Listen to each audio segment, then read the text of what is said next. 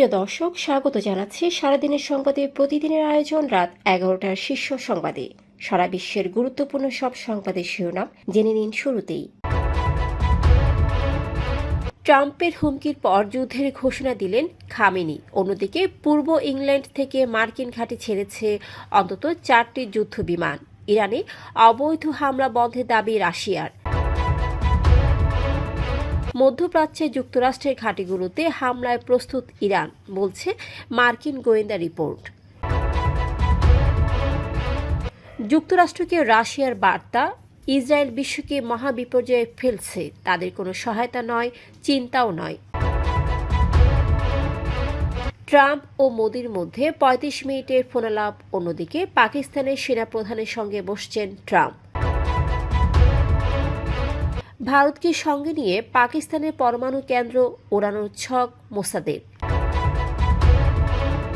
প্রতিরক্ষা ক্ষেপণাস্ত্র সংকটের মুখে ইসরায়েল, জানালো ওয়াল স্ট্রিট জার্নাল। অন্যদিকে ক্ষেপণাস্ত্র হামলার ভয়ে পাতাল রেল স্টেশনে শত শত ইসরায়েল। বাংলাদেশ ব্যাংক থেকে আরও 1000 কোটি টাকা পেল ন্যাশনাল ব্যাংক। হোয়াটসঅ্যাপ দিয়ে টার্গেট করছে ইসরায়েল, অ্যাপ ব্যবহার বন্ধ করতে বলছে তেহরান। আরাকান বিরোধী লড়াইয়ে রোহিঙ্গারা সক্রিয়, জানালো ক্রাইসিস গ্রুপ। চাঁপাইনবাবগঞ্জ সীমান্ত দিয়ে 20 বাংলাদেশিকে বিএসএফ-এর পুশিন। শুনছিলেন সংবাদ শিরোনাম, এবারে বিস্তারিত। ফ্যাশন ব্র্যান্ড মানে আর্ট।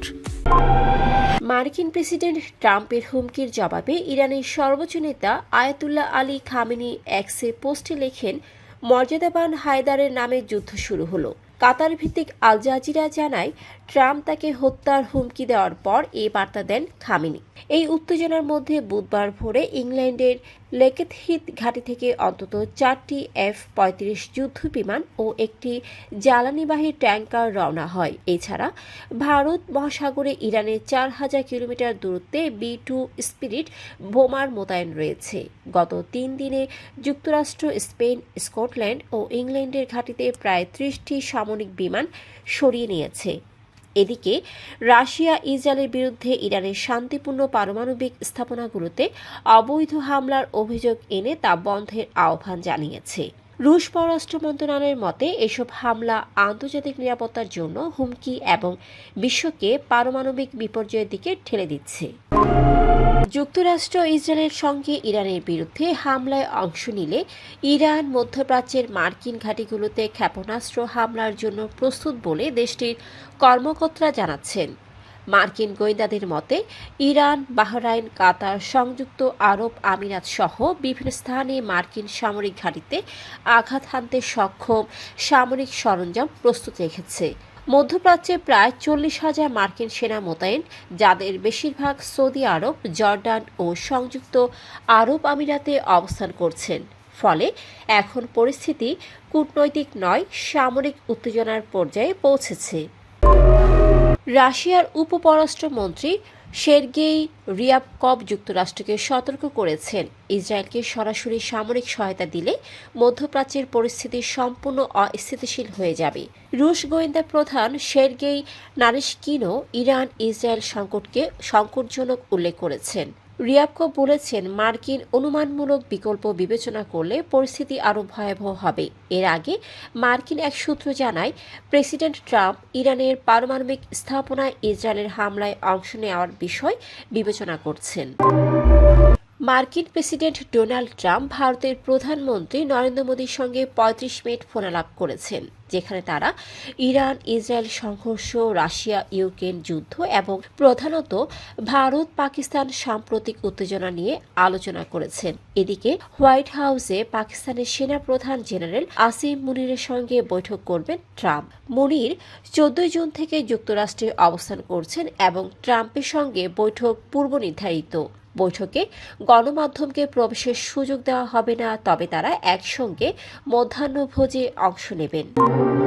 1980-র দশকে ইসরায়েলের গুপ্তচর বাহিনী মোসাদ ভারতকে সঙ্গে নিয়ে পাকিস্তানের পরমাণু কেন্দ্র ধ্বংসের পরিকল্পনা করেছিল, তবে অপারেশনটি বাস্তবায়িত হয়নি। 90-এর দশকের শেষের দিকে পাকিস্তান পরমাণু অস্ত্র অর্জন করে, যা ইসলামাবাদের দীর্ঘদিনের লক্ষ্য ছিল।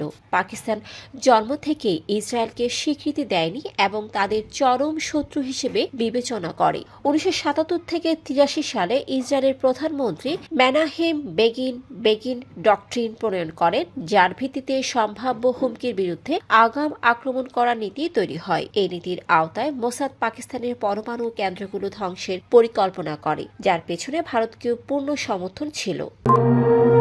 ইরানের বিরুদ্ধে লড়াইয়ে প্রতিরক্ষামূলক ক্ষেপণাস্ত্র সংকটে পড়েছে ইসরায়েল, যা ইরানের দীর্ঘ পাল্লার ব্যালিস্টিক ক্ষেপণাস্ত্র ভূপাতিত করতে সমস্যা তৈরি করতে পারে বলে জানাচ্ছেন দ্য ওয়াল স্ট্রিট জার্নাল। যুক্তরাষ্ট্র কয়েক মাস ধরে এই সংকট সম্পর্কে অবগত থেকে ইসরায়েলের প্রতিরক্ষা ব্যবস্থা জোরদার করছে। এদিকে ইরানের ক্ষেপণাস্ত্র হামলার কারণে ইসরায়েলি নাগরিকরা আতঙ্কে পাতাল রেল স্টেশনে আশ্রয় নিচ্ছে। রয়টার্সের ছবি দেখায় তেল আবিবের কাছে রামাত গানে সতর্কতামূলক সাইরেনের পরে মানুষ ভূগর্ভস্থ মেট্রো স্টেশনে আশ্রয় নিয়েছে।